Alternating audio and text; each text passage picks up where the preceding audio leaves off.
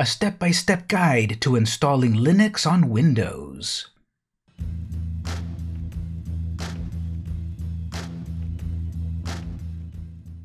Hello, this is Victor for PMD Interactive. Let me show you how to install Linux on Windows. Why would you want to install a whole other operating system in your Windows? With Linux, you are able to do many advanced things, such as creating your own SSL certificates for free. So instead of paying a yearly fee to have security on your website, you could create your own legitimate, secure certificates and install them yourself. That's going to be for the next video, because in order to create those certificates, you need to have access to Linux, and therefore this video is about installing Linux on your Windows computer. Let's get started. So I've got my Windows 10 machine running here.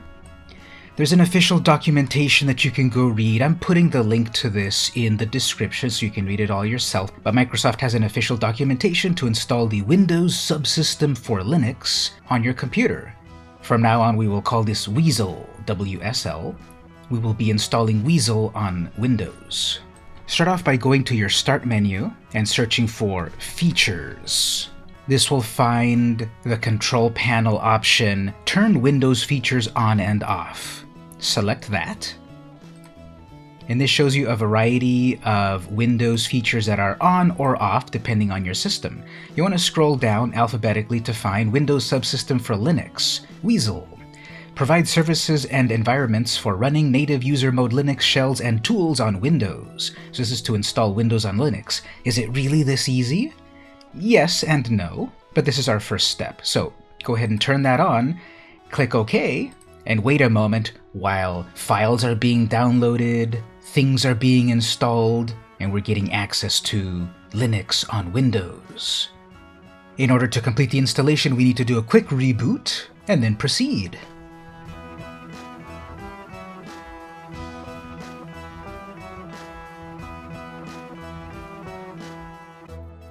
And we're back. So we've got the Windows subsystem for Linux, Weasel, installed on our computer. Next up, we've got to install a distribution, a flavor of Linux, and there's many to choose from. We get these from the Windows Store. So I'm going to start up the store. And you'll want to ignore the best-selling games or latest Hollywood blockbusters and instead search for Linux. You'll get a variety of results from the popular distributions, choose whichever you want, but I'm gonna go with Ubuntu. That's the one I've got most experience with, but you pick the one that works best for you. Whatever you decide to get, to make sure it's coming from the official developer, as anyone can create an app and release it, so make sure it's coming from the official representative of the software. Here I've got Ubuntu from Canonical Group, so I will choose to install. Now this will be hundreds of megabytes of data, so wait a moment. Maybe go get a coffee. And once it's installed, you'll get the launch button. Now usually you'll be accessing this from your Start menu, so I'll close this and show you how to do that. From your Start menu, you'll find the brand new Ubuntu app. Go ahead and launch it. And you'll get the command prompt. Here you go, you've got Linux. Now, you're not going to have a full desktop environment, a graphical user interface. There's no need for that. When you're using Linux for more advanced features, you're often in the command prompt, so you don't need the overhead of the full graphical user interface. The advantage of that is that you type the specific commands and then you get a result right away. Without having to find a menu or a button, you just type the command. The downside, of course, is you need to type the commands. You need to be used to using the command line interface. I've got various links in the description that will help you out with that.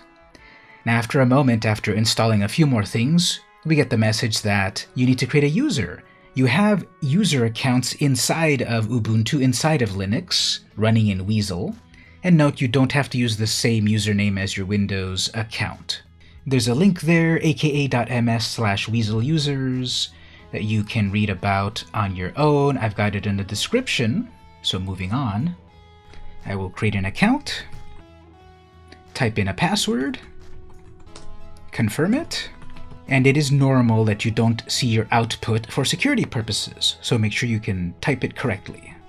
Press enter, and now we've got a brand new account. Installation successful, we get some data, and there we are at the command prompt.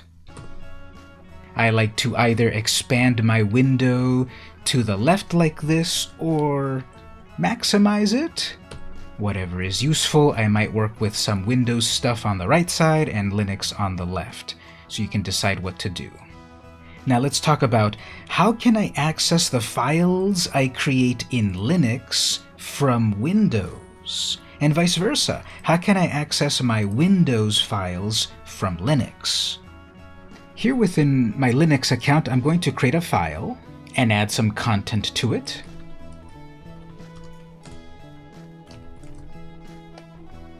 And I want to access this file that I created in this account in Linux from Windows.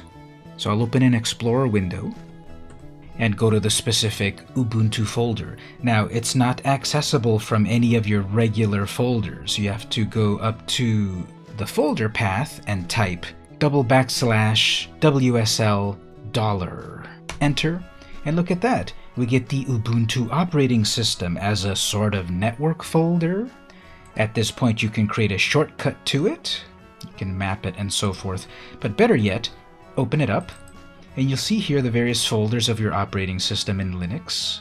All of your accounts in Linux are found inside of the home directory, the home folder. So if I open up that folder, I will see my PMD Interactive account.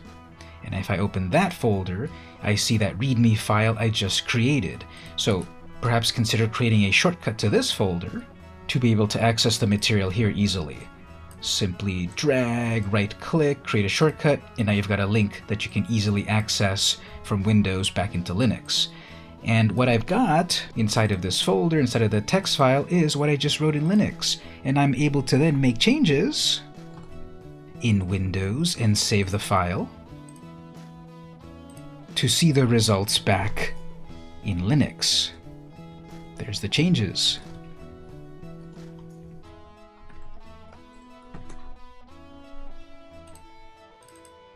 So through Windows, I can see my Linux files via /weasel $. Now what about the opposite? What about if I want to access a file from Linux over on my Windows machine? Let me show you that. I'll create a brand new file in Windows, add some content here. And so I want to access that file on my desktop from Linux. Switch over like this. All of your Windows drives are automatically mapped for you in the Linux account. They're all found in the mount directory. If you list the directory of /MNT, mount, it shows you here a C drive and a D drive. So in my case, I've got my C and D drives already mapped. So it's simply a matter of changing directory into root, mount, C, and now I'm on my C drive of my Windows computer. I can list that directory, that's all my stuff there. I can go into the users directory, change directory into the current user, and change directory into the desktop folder, for example. Capitalization matters. And now I'm in the desktop of my C drive of my current user of Windows. I can then view the text file I created in Windows via the more command, just to do it quickly. There's my message. Or of course, I can edit the file using any built-in code editor like Nano. And I'm editing the Windows file. Save that, exit the Nano editor, and then confirm the changes in my Windows Explorer. There's the change.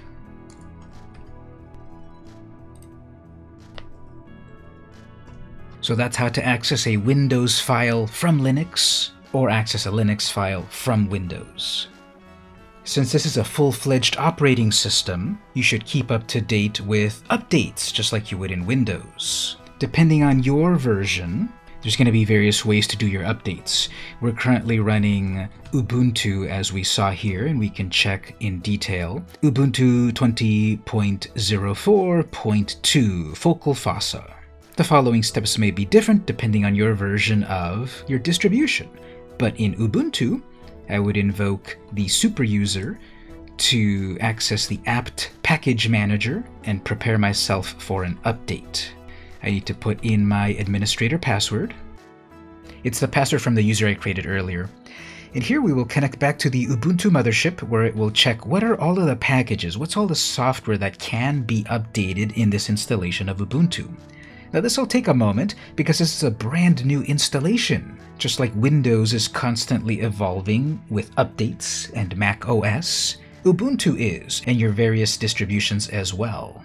So give it a moment to give you results. In my case, I've got 123 packages that can be upgraded, so it's time to do that.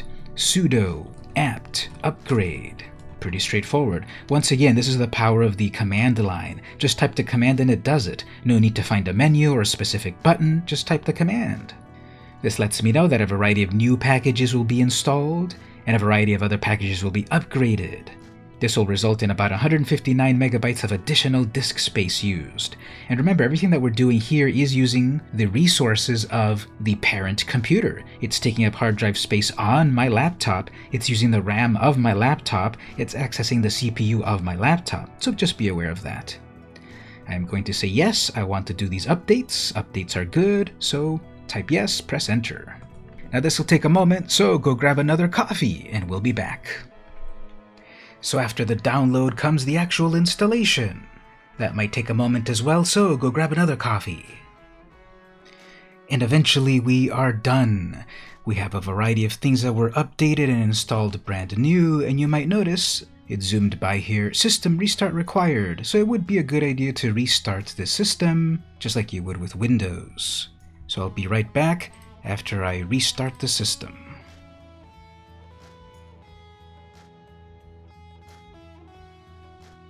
Welcome back! We've got our system restarted, so it's time to get back to Linux. Go back to the Start menu, load up Ubuntu, and we're back in our account. So again, this is a full-fledged Linux system where we have full control over the command prompt and the ability to install any software we want. Good old htop, for example. If you have experience in Linux, you'll see we've got the full capabilities of a Linux operating system right here in Windows, in its own app that you can access from Windows or have your Linux distro access your Windows folder structure. It's all there. You will need to brush up on your command line interface capabilities, but I've got a couple of links in the description that should help you about that. And just like anything, there is a learning curve that you need to adjust to. But no problem, it just takes time and effort to learn this just like any other skill. What are the next steps? Well, you're able to create SSL certificates for websites for free through Linux. And that's the subject of the next video. So come back for that. This has been Victor for PMD Interactive, and I'll see you next time.